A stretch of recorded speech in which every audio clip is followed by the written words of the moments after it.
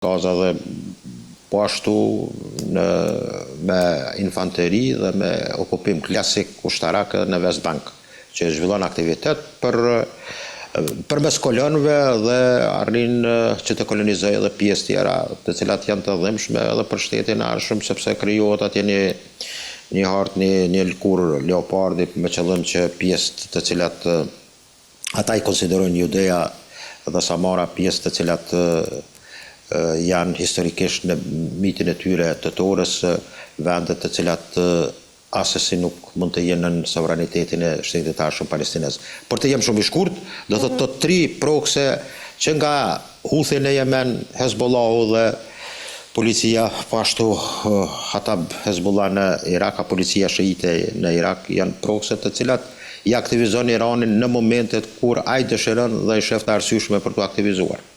Në fakt ajo është ngelet dilema po disi e çuditshme pavarësisht këtyre deklaratave që janë bërë.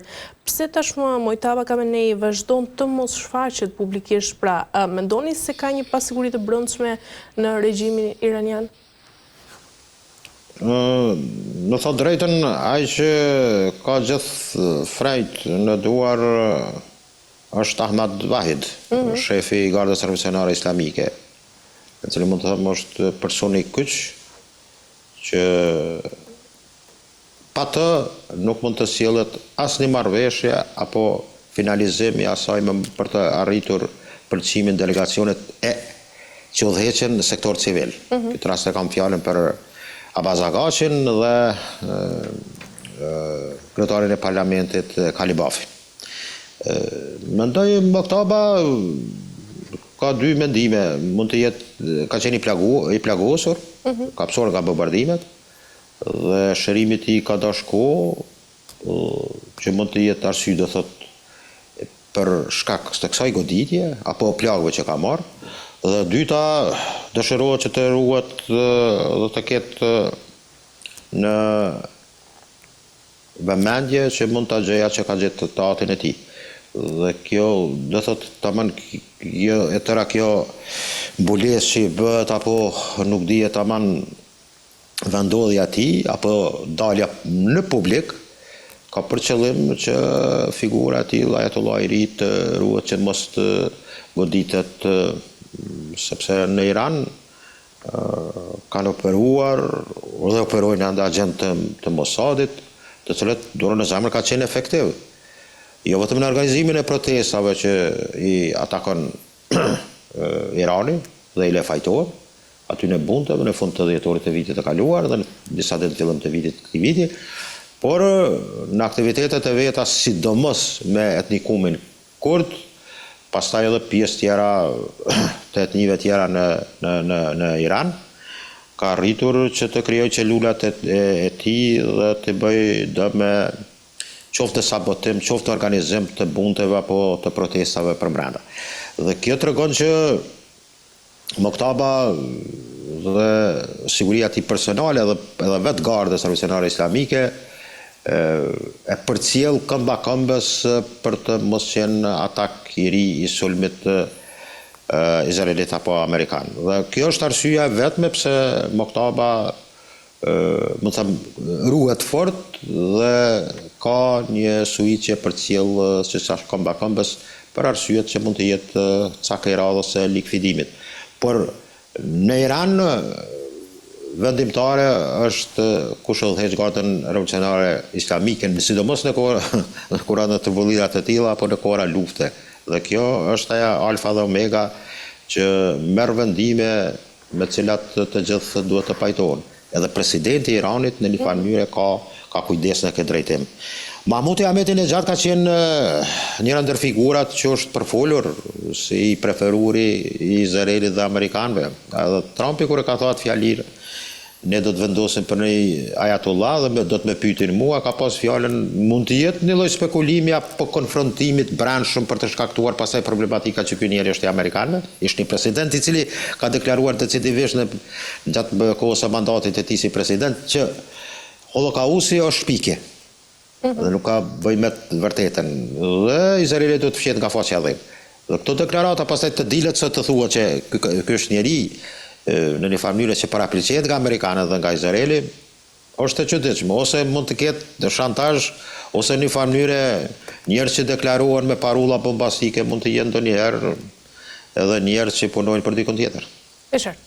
Mirë, zoti Bilali, për ta mbyllur dhe për të rikthyer pyetjes fundit pra tek marrëveshja e Abrahamit, mendoni se kjo është përpjekja e fundit tashmë e Amerikës për të ruajtur atë dominimin në rrjetin e mesme dhe nga ana tjetër, çfarë do të ndodhë nëse marrëveshja me Iranin do të dështojë në vijim? Para mendoj që do kemë një rikonfigurim të ri në lindjet e mesme, kjo do ndodhë këtë vit, apo në shumë shpejt në vitet e ardhshme, është mëse reale, kjo varet nga aspekti i përgjithshëm i një gjeopolitika për një krimit të ri në rendin botror, dhe Amerikanët këtë janë mëse të vetëdijshëm. Ju përmendi këtë nga se të reku vërejtjen mi fol një 30 sekonda, State Departamenti ka dërguar një raport Kongresit ku politika dhe qasja amerikane të i Ballkanit perëndimor mund të ndryshoj dhe nuk menaxhohet dhe nuk ndihmohen më shtete, por siguria dhe parteniteti i dobishëm që mund të jetë i dobishëm për ta. Do të thotë kemi një ndryshim në vizionin dhe në politikën e jashtme amerikane. Dhe kjo mendoj që edhe në lindja mesme që është një periudhë bukur e gjatë që asgjë nuk ka lëvizur pa aminin e Amerikanëve. Dhe kjo mendoj që tash e morën me qenë se njëra ndër pikat e bisedimeve është edhe kjo. Tërheqja trupave amerikane, bazave amerikane nga lindja mesme, sidomos nga vendet e xhirit. Por marrëveshja Abraham lidhet komplet me të armën dhe atë sa Amerikanët do jenë të pranishëm në lidhje të afër. Por kjo tëra bëhet që Izraeli të ndjej një rahati sipas vizionit amerikan. Por rahatia e Izraelit mund të arrihet vetëm me solucionin e dy shteteve, sepse problemet nuk do ndalen. Ne në lindjet e mesme mund të kemi në këtë rast një armpushim ta quaj kështu për kohë të gjatë, apo një marrëveshje, me qenë se marrëveshje të keqe nuk ka, mund të ketë pika shumë të dobta, po më mirë është të ketë paqe sa luftë, por në lindjet e mesme mund të ketë ndërprerje të luftës.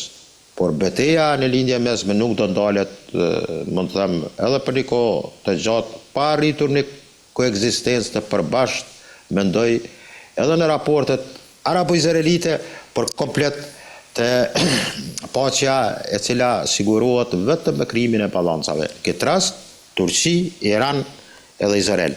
Por Izraeli dëshiron që të krijojë primat dhe të jetë, mund të them, një dy shkallë më larg në aspektin e kapacitete ushtarake, por edhe të partnerit të cilit mund të jetë proksi tyre në këtë rast. Mendoj që Izraeli në të ardhmen do të punojë shumë me Kinën.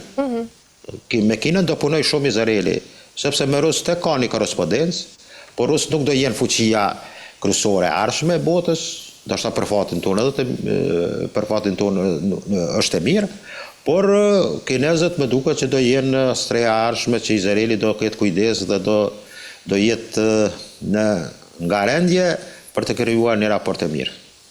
Qartë. Mirë, zoti Bilali, kemi arritur në fund, ju falenderoj për çdo informacion. Ishte kënaqësi. Kënaqësi edhe nga ana ime, kaleni mirë. Mirë, shikues nderuar, kemi arritur në fund të këtij programi dhe për ditën e sotme, bashkë shihemi sërish nesër deri atëherë mirupafshim.